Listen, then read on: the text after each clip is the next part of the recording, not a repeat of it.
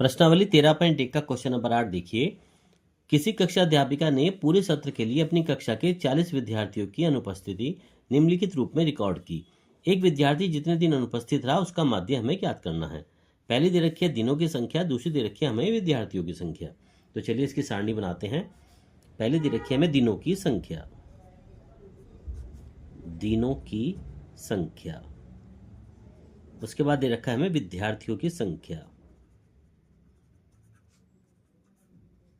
विद्यार्थियों की संख्या। विद्यार्थियों की संख्या इसका मतलब ये हमें दे रखा है बारंबारता, यानी कि FI।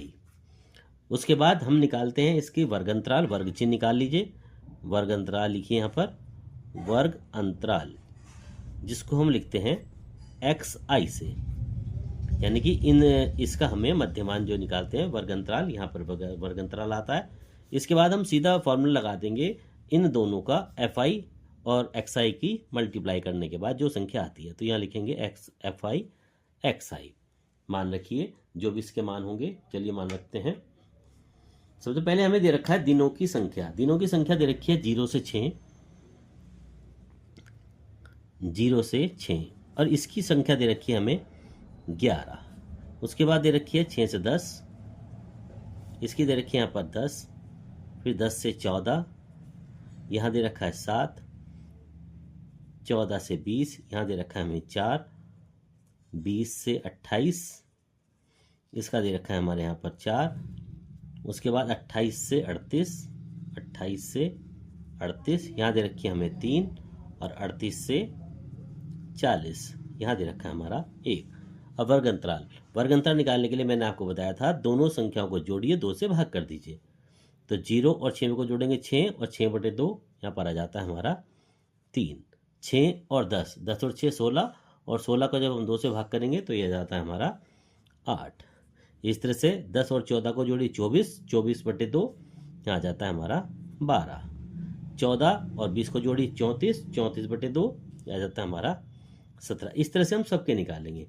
यहाँ आ जाता है हमारा 20 और 28 48, 48/2 ये हो जाता है 24। 28 और 38 को जोड़ेंगे, 2 से भाग करेंगे, यह आ जाता है हमारा 33, क्योंकि 66 होते हैं और 33 आ जाता है। इस तरह से 38 और 40 को जोड़ी 78, 78/2 ये हो जाता है हमारा 39। इस तरह से हम यहाँ पर सबके वर्ग अंतराल निकाल लेते हैं। लास्ट सारणी बनती है FI XI की, यानी इन दोनों को आपस में मल्टीप्लाई करना है, जोड़ना है। 11 की 3 में करेंगे, 11 तिया 33, 10 8 80, 12 7 84, 17 चौका 68, 24 चौक 96, 33 तिया 99, और 39 एकम 39। इस तरह से हमारी सारणी तैयार हो जाती है। अब यहाँ पर हम इनकी टोटल संख्या करेंगे, विद्यार्थियों की संख्या जोड़ेंगे और हमारी FI XI की संख्या को जोड़ेंगे। सारणी बनाने के बाद इसका हम योग करते हैं, विद्यार्थियों की संख्या के योग।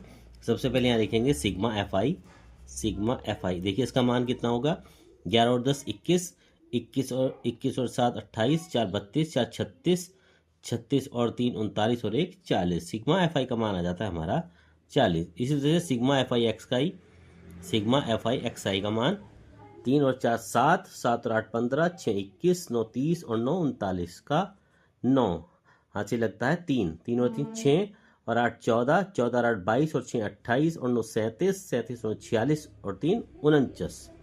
तो 499 सिग्मा FI XI का मान आ गया, और सिग्मा FI का मान आ जाता है हमारा 40। तो अब यहाँ पर मान निकालेंगे कल्पित माध्य, इसका माध्य का। तो माध्य बराबर क्या होता है, यहाँ पर सिंपल फॉर्मूला लगाइएगा। तो sigma FI XI upon sigma FI, मान रख दीजिए। सिग्मा FI XI का मान आता है 499 अपॉन सिग्मा FI का मान होता है 40। जब 499 को 40 से भाग कर देते हैं तो ये जाता है हमारा 12.47। इसको ब्रैकेट में लिख देते हैं लगभग। लगभग क्यों लिखा, क्योंकि ये हमारा पूरा का पूरा विभाजित नहीं होता, पूरा नहीं करता, तो इसलिए 12.47 इसका हमारा आंसर आ जाता है क्वेश्चन नंबर 8 का।